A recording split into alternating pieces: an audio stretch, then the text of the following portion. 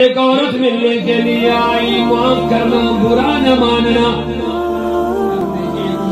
ایک آدمی کو نماز کے لیے رکھا ہے، اپنی عورتوں کو نمازی نہیں بناتے، بیٹیوں کو نمازی نہیں بناتے ہیں، ان کو بس دنیا کی زینت بنایا ہوا ہے۔ یاد رکھو میری اسلامی بہنوں، جن تک میری بات جاتی ہے، جس طرح مردوں کو اپنے اعمال کا حساب دینا پڑے گا، اسی طرح عورتوں کو بھی اپنے معاملات کا حساب دینا پڑے گا۔ وہاں مرد کام نہ آ جائے گا۔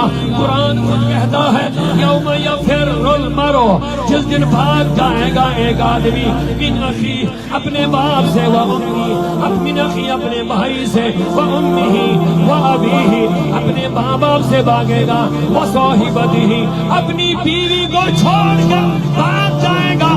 بیوی کس حال میں ہوگی؟ عذاب میں ہوگی، کس میں ہوگی؟ مرد کو یہ فکر نہیں۔